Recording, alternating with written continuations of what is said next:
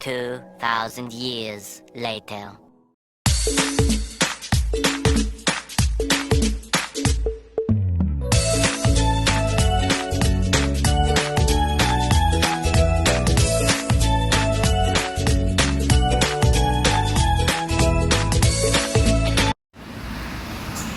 Hi guys, good morning. Kaalis ko lang, statutory pala namin dito.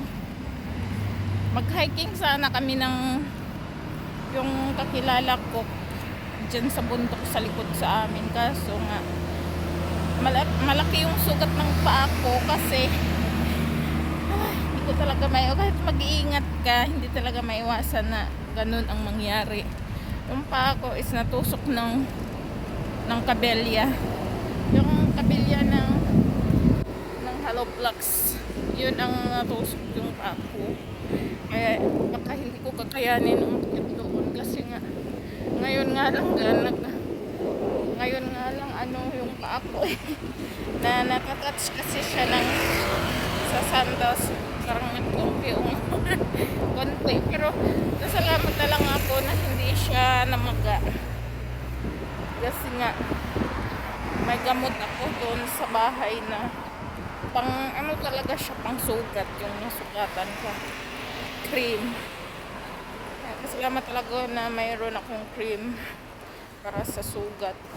Kasi kung wala, I'm sure mamamaga siya, pero salamat talaga ako na hindi. Kahit asandas ako na nasasagi kasi siya pero magaling din ito, charot. Ayan, so maglalakad na lang tayo papuntang City 1. Lakarin na lang natin, doon na lang tayo magtambay para tipid-tipid na din. So yun na nga guys, nasugatan ako sa paa. Hindi ko talaga naramdaman na natusok ako sa steel bar. Kasi umakyat ako kahapon, nakalimutan ko kasi yung key nasa pants ko pala sa likod, tapos kinapa ko dalawang pants, wala talaga. Tapos pagdating nung umakyat na ako, inakyat ko yung second floor dito kasi sa village namin, maliliit yung bahay, kaya pwede mo lang siyang akyatin.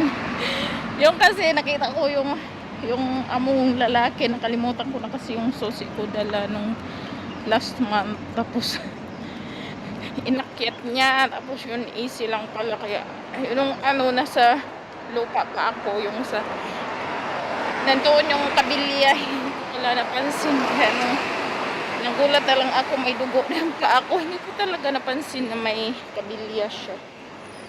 Sa tusok, akala ko skin lang, yung pala malalim. Pasalamat lang talaga ako, may gamot ako sa sugat, yung pang antibiotic na cream. Kaya ayun, minsan talaga kahit anong ingat mo, nasusugatan ka pa rin pala talaga. Lesson learned na talaga. Tapos yung pagdating ko ng bahay, yung key pala, yung susi, nandito lang sa pants ko sa likod na pocket, kaya talagang nakalimutin na talaga ako guys. Sabi ko sa anak ko, makalimutin na ako. Gusto ko na umuwi kaso may pinapaaral pa kasi ako, kaya istiis lang muna. Ngayon, day off natin. Tapos dito ako naglalakad sa hindi ko na ako lalayo sa piling ng mahal mo, charot. Dito lang ako banda sa amin. Tapos lalakarin ko lang doon, magtambay ako kasi nga lapit-lapit lang naman, mga 8 minutes. Mainit na, napawisan, nakakaliligo ko lang kasi ang pawis ko, grabe. Tumutulo na yung pawis ko guys. Yung summer dito sa Hong Kong is pawisan ka talaga lahat. Mainit mainit talaga as in dito guys, yung summer dito, kakaiba.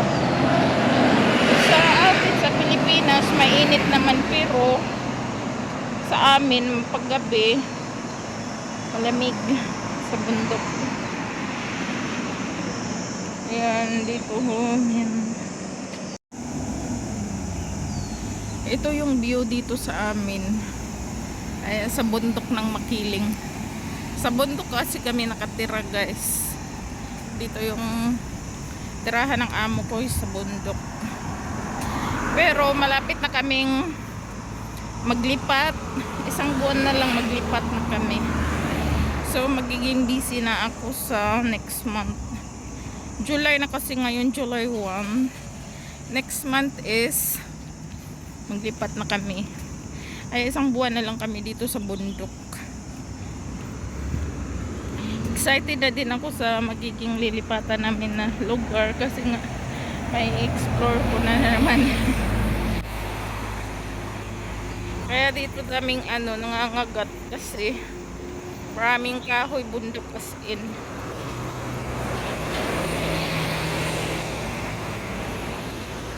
Ang bundok talaga dito sa amin.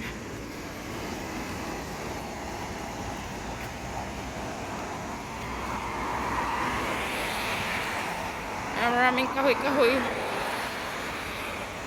Namimiss ko din doon sa amin, doon sa may West Kowloon. Kasi doon talaga is puro doon mga building eh.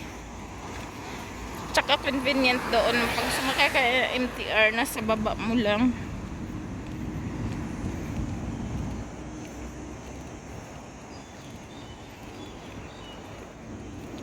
Kaya kung pupunta tayo doon sa may ilog.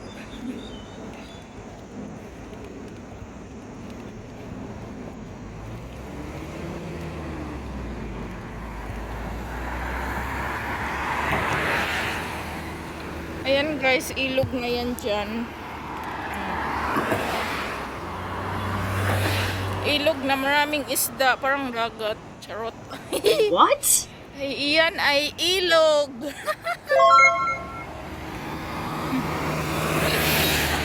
Natawa tuloy ako yung yan ay ilog.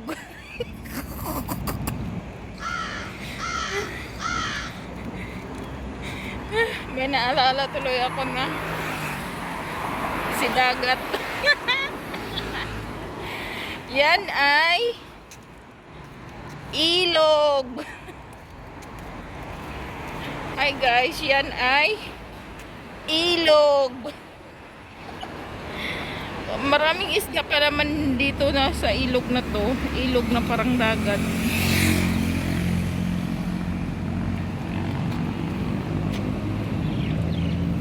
Yan ay ilog.